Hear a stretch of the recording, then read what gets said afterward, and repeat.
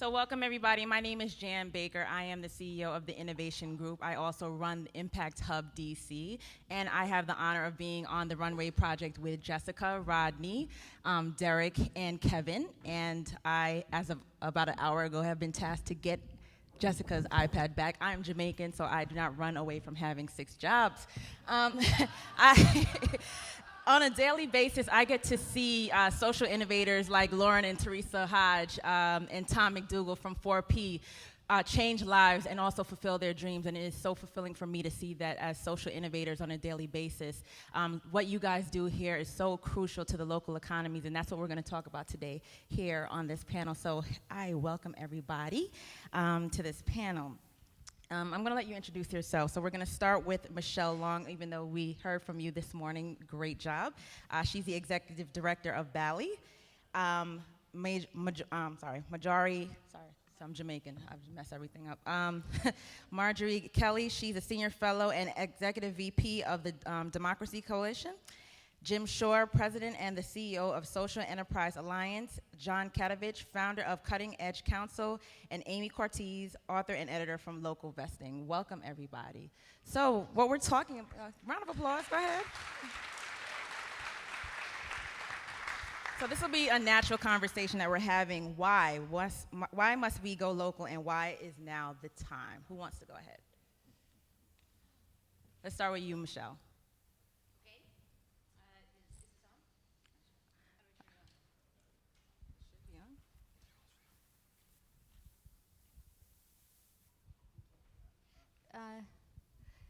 So I would say, well, I said some things already, so, but I would say justice, health, joy. Definitely when Jessica was speaking, I got a little choked up. I too am sick of black people having to stand for black people, you know, really, like seriously. We all have to stand for each other, you know. And right now there are 6 black-owned grocery stores in the United States. And that is indicative of lots of sectors for all the reasons that Jessica named. And yet black people are the #1 employer of other African Americans in this country. And so yes, of course we've got high unemployment in the black population. And it's all of our responsibility to move capital and build businesses there in collaboration and solidarity. And then I would say, and also Jessica, you said something about we subsidize the large, or, you know, well, we give money to them, and I just heard this statistic that, you know, the bank bailouts, 1 in 3 bank tellers are on public assistance. So they're not even redistributing their own teams, you know? It's extracting right up to the top. 2, I would say health is a reason for local. Why now?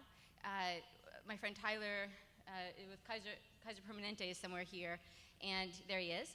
And that framework that's in that fold-out brochure, those 8 strategies, earlier this year we partnered with Kaiser to do a field guide for the healthcare sector, because it turns out that what makes communities actually healthy, not just wealthy, are the same strategies.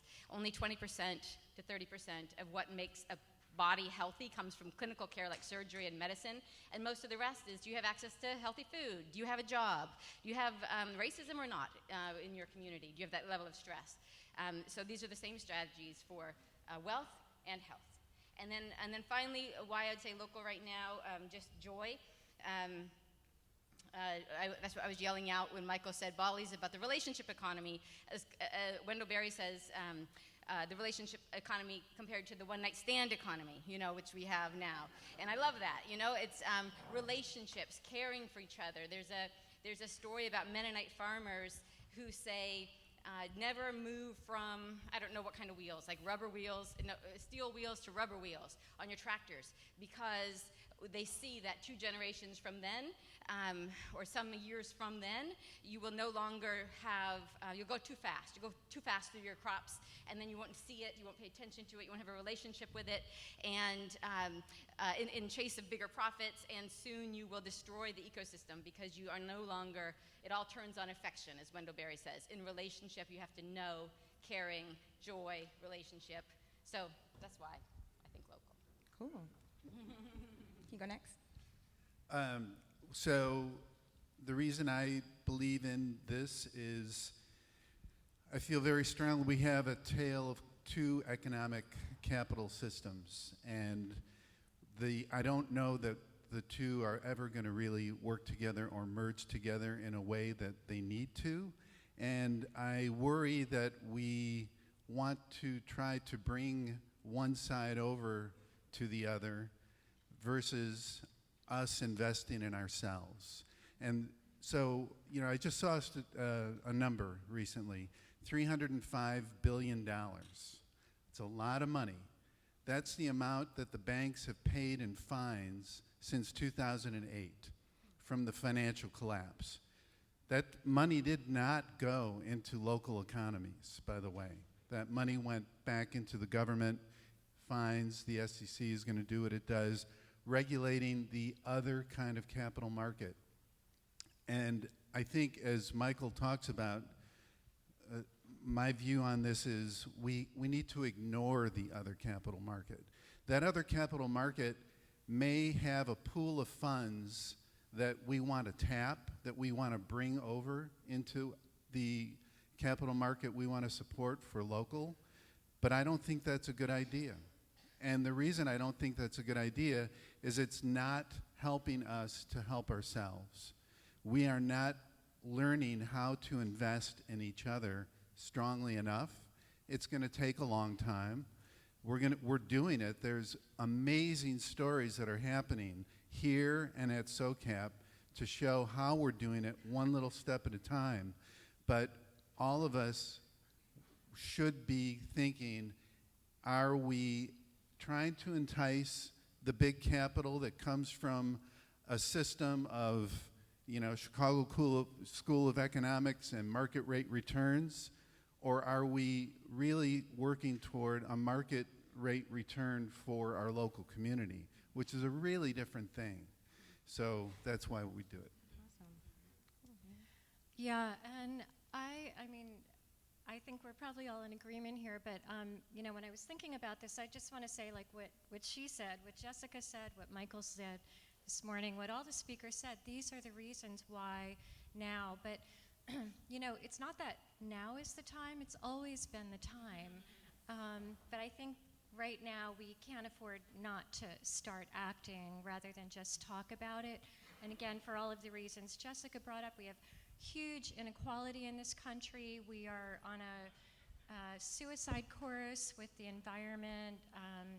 We have a lot of issues to address, and they're not going to be dealt with at the political level, right? We have a political stalemate, and you know, they're not going to be solved by Wall Street and our current system. So we have to do it ourselves. And the good news is that we do have tools, and that's what's new. We have, you know, legal structures like public benefit companies and benefit corps, which give businesses a new way of doing business, and where they can embed their mission and their values and their charter, so they're protected somewhat from the forces of Wall Street greed and, you know, the ways that the system will push you. And secondly, in the security space, right? I mean, this is about so much more than money, but money is really the lever, right, that moves everything. And you know, you've all talked about how much capital is out there in Wall Street, how much is controlled by Wall Street, but also how much is controlled by all of us, everyday Americans in pension funds and savings. Michael's latest number was $50 trillion. So we now have new ways to tap that. We have the Jobs Act was recently, the last piece of it was enacted last May 2016. So now we as ordinary people, for the very first time, can easily invest in businesses that we care about, that we know are doing the right thing. So, you know, we've been talking about this for a long time, and I think now we actually have the tools where we can start taking action and no more excuses. Very good. Yeah, this is great. I love this question. Why local? I mean, another word for local is reality. You know, reality is local. We're here, we're not somewhere else. It's called planet Earth, the dirt underneath our feet. It's called people. It's called community. And we live in this economy that's not built for that. I mean, that's the way life on Earth has been for whatever, thousands and millions of years. It's been local. And yet we have evolved into this extractive economy that's all about the convenience of capital. You want to move your capital around with the click of a mouse, and you can go to China, you can go to India, you can come back home, you can do it all in about 2 minutes. Well, that's not reality. And John Katovich taught me, that is all an abstraction. Everything that we invest in is an abstraction. And we need to put our feet back on the earth and come back to what life really is and what economies really is, which is local. I think inclusive is, of course, life is inclusive. It includes all of us. So that's putting our feet back on the earth. That's the first thing that we're doing. The second thing that I want to say is that, we're talking a lot about local economies and local ownership and local investing. And one of the things, and this might have something to do with my age, but when you live long enough, you start to see that local ownership doesn't last forever. My family at one time had a locally owned business. It made it to the second generation. It didn't make it to the third. We know that happens with family-owned businesses. No business stays locally owned forever unless you pay attention to succession over time. And so one of the things that, I think a number of people here are talking about is can we talk about transitioning to employee ownership? Can we talk about transitioning to other local or family ownership? And can we be deliberate about that so that we keep our economy locally rooted over time and not just thinking of a one-time snapshot, but thinking over time? Good morning. Nice to be here with you all. I appreciate the invitation. My name is Jim Shore. I represent a group called the Social Enterprise Alliance, which has been around for a while now. It's an association of social enterprises in communities all over the country, 41 states, 16 major markets where we have chapters where the organizations that are a part of SEA aggregate and build community on a local basis.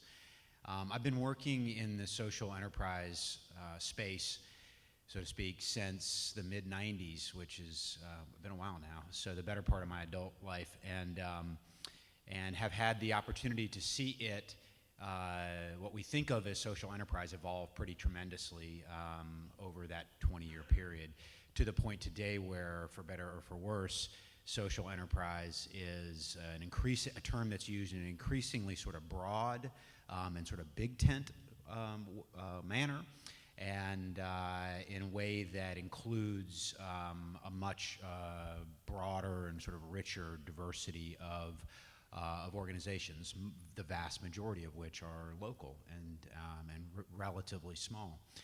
So I think I'm bringing more of the social enterprise perspective to the conversation this morning, but increasingly in recent years I've begun to see Bali and others begin to use the social enterprise terminology to refer to local businesses, right, in the communities in which they're so active as well. And so I would say, coming at this from a social enterprise perspective, what we definitely think of social enterprise as a movement. If you go to our website, you see call to action language like join the movement.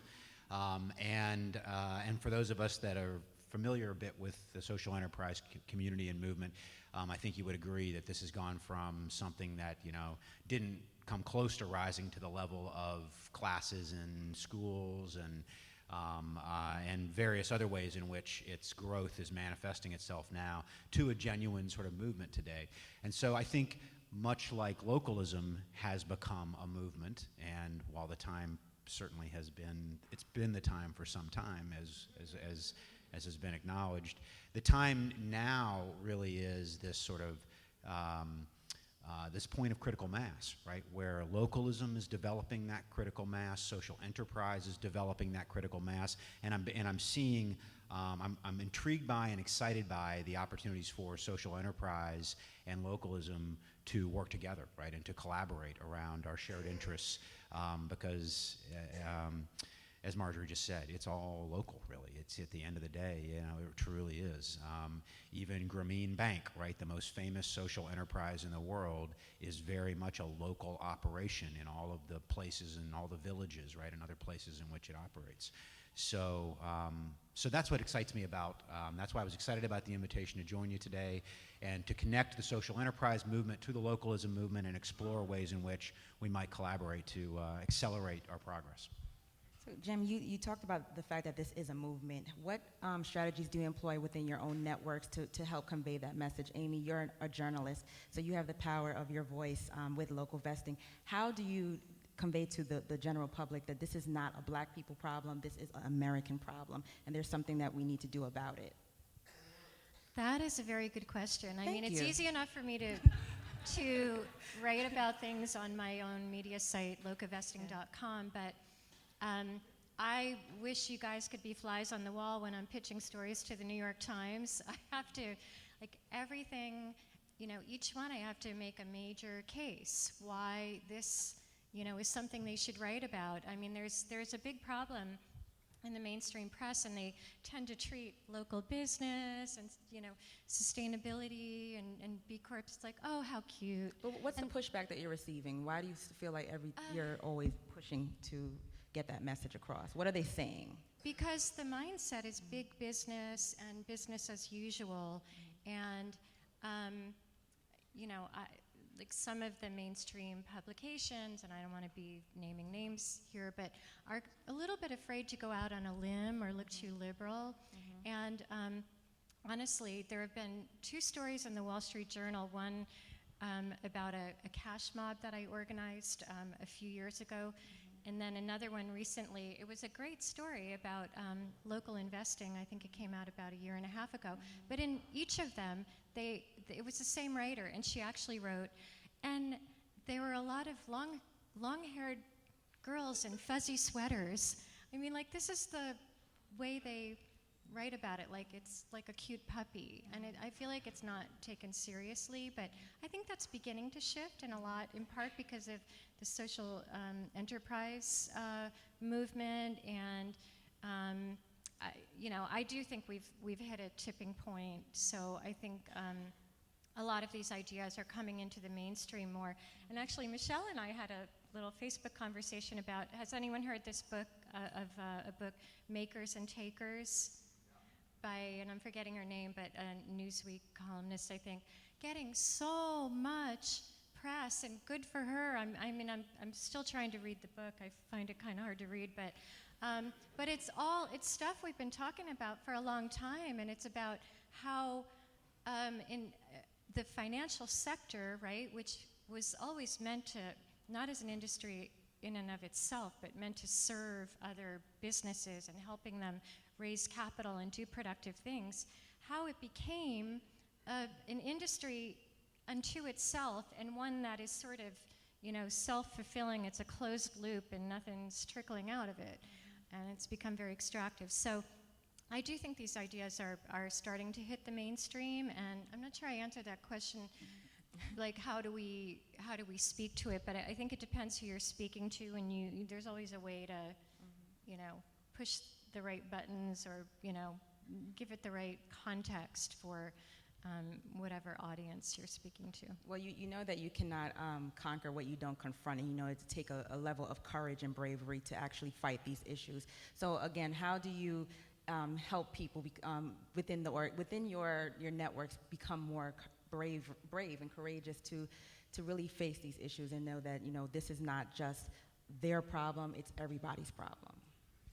Yeah, there's a fear element, and a fear comes from not understanding. Right. So when we're helping a company do a direct public offering, most of the people that they go out and speak to are they love the idea, but they're afraid of the idea because they don't understand what it means to really invest.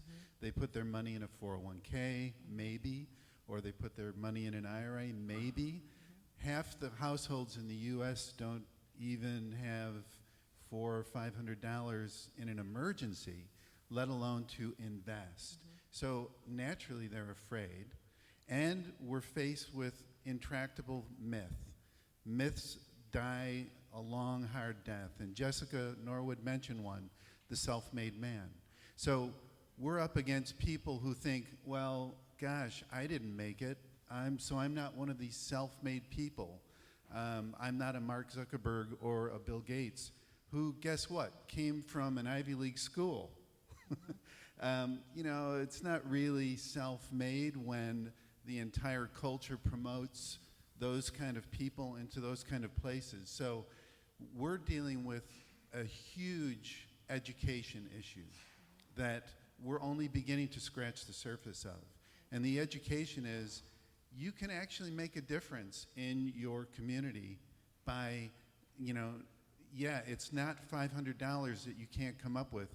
It may be a different way that you can come up with $10 or $20 or $50, and it may be a way that you can move some of the funds that you didn't think you knew how to move.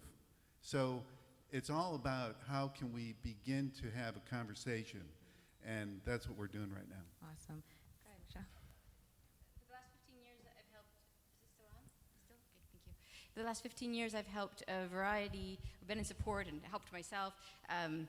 People that are looking at green building or sustainable agriculture or community capital or green jobs, or and it all starts the same. It's, you know, a few people who believe something's a problem, and they are willing to. They feel it, you know. So the root word of courage is kur. You probably have heard that before. It's a heart, and so you feel it. You feel something's wrong here, and you have the kind of warrior energy to say, I'm going to do something different, and you just try. And then if you connect those people, if you get them together so that they feel the courage of community and that they're not crazy, I found my people after all, and then you go and you see, I'm doing an experiment, let's go see what your experiment is, and you start to see the experiments, and then you start to have the storytellers, you know, and the storytellers, and you get some of the protectors, some of the people who are in the dominant system. Here's a little bit of money, here's a little bit of research, I've got your back, you know, and then slowly it becomes, what's that thing about first they laugh at you? What is it? First they ignore you,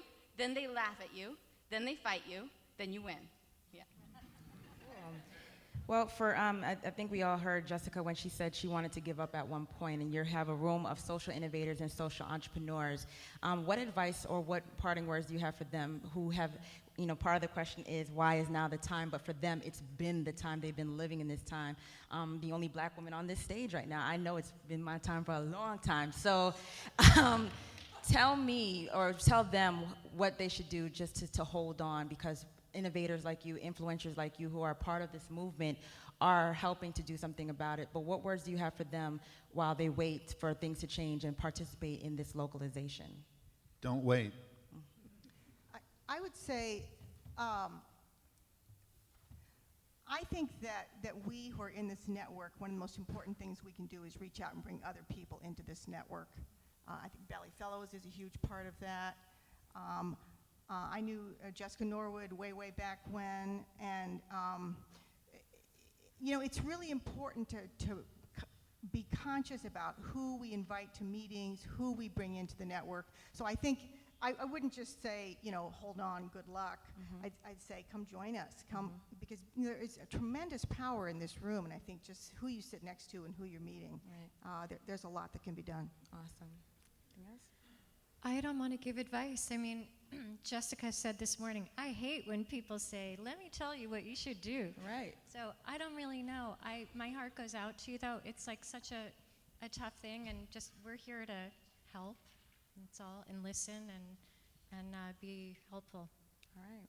Well, I have a pleasure to teach social entrepreneurship coursework at a university where I live, and I am inspired on literally a daily, weekly basis by the the energy and the enthusiasm among young people for the kinds of careers and the kinds of change-making careers that all of us in the room today are a part of in one way or another. So I take inspiration from, and when I get down or when I feel like things aren't happening fast enough, I look to young people for inspiration about just how much the pace of change is going to accelerate in the years ahead. So. Awesome.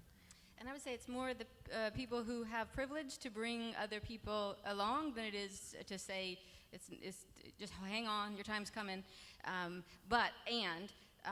We are on the side of life, all of us. You know, the moral arc of the universe is long, but it does bend toward justice. You know, we are on the side of life, so that's what keeps me, you know, that truth. Awesome. Yesterday I went to COCAP at Impact Hub Oakland. I heard something that was very poignant, and it said, as part of this movement, we're not calling people out, we're calling them in. So it's part of everybody's problem, and it's something that we need to make a solution. So thank you guys for this chat, and keep fighting the good fight. All right.